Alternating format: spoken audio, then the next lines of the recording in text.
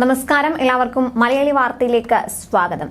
കാലിൽ ചൈനീസ് കുറിപ്പുമായി ഇന്ത്യയിലെത്തിയ ആ പ്രാവ് 2023 മെയ് മാസത്തിൽ ചൈനീസ് രഹസ്യ സന്ദേശവുമായി എത്തിയെന്ന സംശയത്തെ തുടർന്ന് ഒരു പ്രാവിനെ പോലീസ് കസ്റ്റഡിയിലെടുത്തിരുന്നു. മുംബൈ തുറമുഖ പരിസരത്ത് നിന്ന് സംശയാസ്പദമായ സാഹചര്യത്തിലാണ് ഈ പ്രാവിനെ പിടികൂടുന്നത്. ചൈനീസ് ഭാഷയിൽ എഴുതിയെന്ന് സംശയിക്കുന്ന സന്ദേശം അടങ്ങിയ കുറിപ്പ് ഇതിന്റെ കാലിൽ നിന്നും കണ്ടെത്തിയതോടെയാണ് പോലീസ് പ്രാവിനെ കസ്റ്റഡിയിലെടുത്തത്. അന്ന് ഇതിന്റെ കാലിൽ ചെമ്പിന്റെയും അതുപോലെ തന്നെ അലൂമിനിയത്തിന്റെയും 2 വളയങ്ങൾ ഉദ്യോഗസ്ഥർ കണ്ടെത്തിയിരുന്നു. പ്രാവിനെ ഉപയോഗിച്ചുള്ള ചാരപ്രവർത്തനം എന്ന സംശയത്തെ തുടർന്നായിരുന്നു പോലീസ് നടപടി. എന്നാൽ മാസങ്ങൾക്കിപ്പുറം ആ പ്രാവിനെ മോചിപ്പിച്ചിരിക്കുകയാണ്. കസ്റ്റഡിയിലെടുത്ത പ്രാവിനെ മുംബൈയിലെ സഗാർഭായി ദിൻഷോ പെറ്റിറ്റ് ആശുപത്രിയിൽ എത്തിച്ച് പരിശോധനയ്ക്ക് വിധേയമാക്കുകയും ചെയ്തിരുന്നു.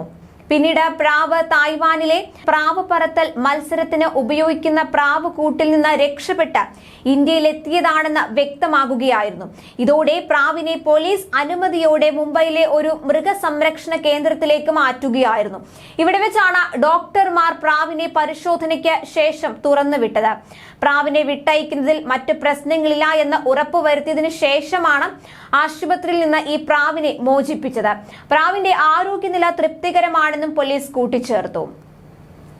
ഇതാദ്യമായല്ല പക്ഷികളെയും അതുപോലെ മൃഗങ്ങളെയും പോലീസ് സംശയിച്ച് കസ്റ്റഡിയിലെടുക്കുന്നത്. 2020 കശ്മീരിൽ സമാനമായ സംശയങ്ങളെ തുടർന്ന് ഒരു പ്രാവിനെ പിടികൂടിയിരുന്നു.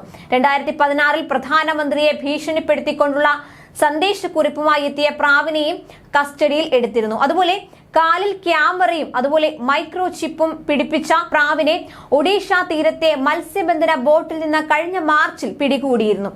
ഒഡീഷയിലെ ജഗത്സിംഗ്പൂർ ജില്ലയിലെ പാരാദ്വീപിലാണ് ഈ സംഭവം റിപ്പോർട്ട് ചെയ്തത്. ചാരപ്പണിക്ക് വേണ്ടി ഉപയോഗിക്കുന്ന പ്രാവാണിതെന്നാണ് പോലീസ് സംശയിക്കുന്നത്. കടലിൽ മീൻ പിടിക്കുന്നതിനിടെ ദിവസങ്ങൾക്ക് മുൻപ് പ്രാവ് ബോട്ടിൽ കയറി കൂടിയതാണെന്ന് മത്സ്യത്തൊഴിലാളികൾ പറഞ്ഞു. തുടർന്ന് ഇവർ പ്രാവിനെ പിടികൂടുകയും മറൈൻ പോലീസിന് കൈമാറുകയുമായിരുന്നു.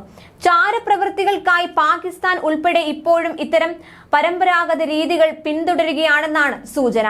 അതിനാൽ രാജ്യസുരക്ഷയുടെ ഭാഗമായി ഇത്തരത്തിൽ സംശയാസ്പദമായി കാണുന്ന പക്ഷികളായാലും അതുപോലെ തന്നെ മൃഗങ്ങളായാലും പിടികൂടി പരിശോധിക്കാറുണ്ട്.